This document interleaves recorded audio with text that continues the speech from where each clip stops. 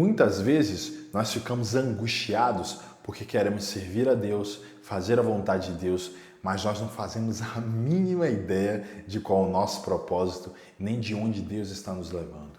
E isso é comum e normal. Até porque o tempo inteiro nós somos ensinados pelos nossos pais, pela escola, pela sociedade, que nós não podemos dar um passo sem saber para onde estamos indo. Inclusive, nós somos ensinados que um sinal de maturidade é justamente ter o controle sobre a situação. Mas no reino de Deus, a lógica ela é invertida.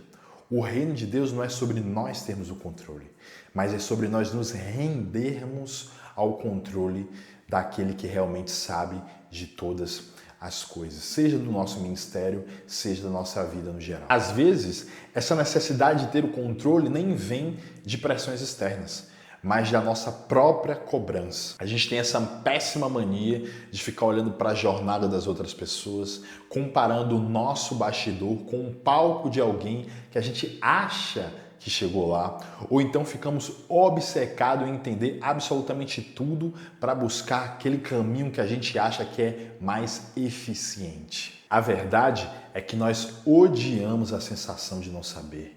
Odiamos ser dependentes de alguém que a gente não controla.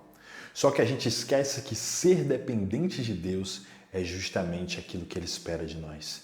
A Bíblia diz, confia no Senhor de todo o seu coração, não se apoie no seu próprio entendimento, reconheça o Senhor em todos os seus caminhos e Ele endireitará as suas veredas. Mas como é difícil fazer isso, né? Pra gente. A gente quer se apoiar na nossa própria lógica, no nosso próprio planejamento, nas nossas planilhas. Só que o Salmo 37 diz, entrega o teu caminho ao Senhor, confia nele e ele tudo fará. Entregar o caminho é tirar as mãos do volante da sua vida e deixar que ele te guie. A história de Abraão, lá em Gênesis 12, começa exatamente assim. Deus chega para ele e dá uma ordem, que para a nossa mentalidade de hoje não faria nenhum sentido. Ele disse, sai da tua terra, da tua parentela e da casa do seu pai, e vai para onde eu te mostrarei. Deus não deu mapa, Ele não disse se teria deserto, se teria montanha, se teria caminho plano. Deus não explicou o processo, Ele não disse como Abraão sobreviveria ou quem encontraria. Deus não deu nem prazo. Não tinha data de chegada no GPS de Abraão. Se você está parado agora, travado na vida e no seu chamado, esperando entender tudo para finalmente começar a obedecer, sinto te dizer, mas você nunca sairá do lugar. A obediência de Abraão não nasceu do entendimento claro do que estava sendo dito, mas de uma confiança absoluta em quem o chamou. Ele simplesmente saiu. Ele não sabia para onde ia, mas ele confiava em com quem ele estava indo. Mas sabe o que acontece quando a gente cansa de esperar e tenta tomar o controle? Quando a gente decide que já esperou demais e que a gente precisa resolver os problemas com a força do nosso entendimento e dos nossos braços, a gente abandona a dependência e a gente se torna ansioso, preocupado e, vamos ser honestos, às vezes até um pouco ressentido com Deus.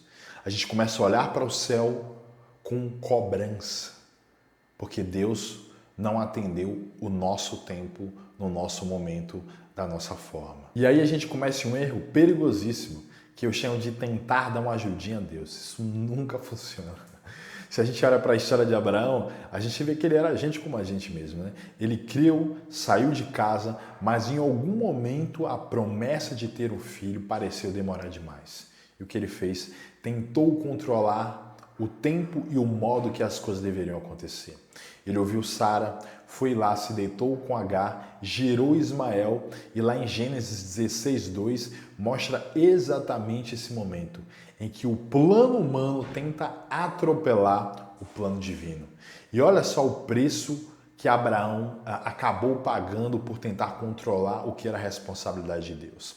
A paz na casa dele acabou, surgiu rivalidade e ciúme entre Sara e Agar, que destruiu a saúde familiar e o ambiente familiar. Aconteceu também feridas geracionais, né? Ismael já nasceu debaixo de uma profecia de conflito, como nós vimos lá em Gênesis 16:12. Uma decisão apressada de Abraão gerou uma ferida que dura gerações até os dias de hoje. Também aconteceu dores profundas, né, do ponto de vista emocional.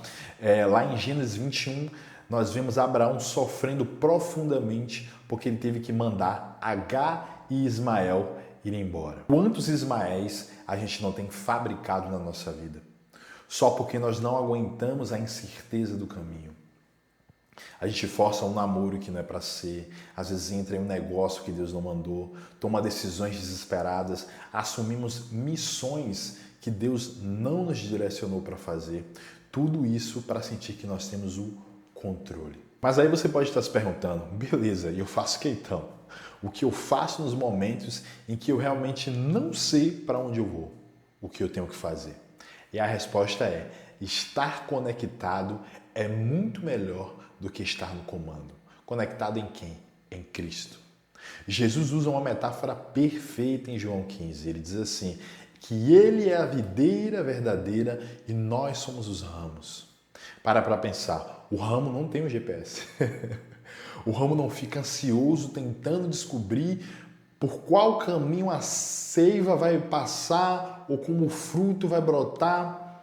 A única preocupação do ramo é uma só, é estar colado, conectado à videira. E nossa videira é Cristo.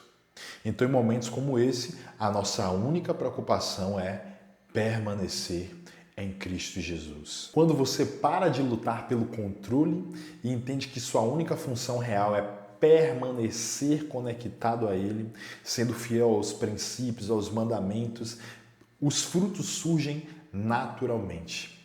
A paz volta a habitar o seu coração, mesmo que os seus olhos não consigam enxergar plenamente a estrada. Porque o fruto não é esforço seu, ele é resultado de quem te sustenta. Quem caminha com Deus pode até não conhecer o mapa, mas descansa, sabendo que o guia nunca erra o caminho.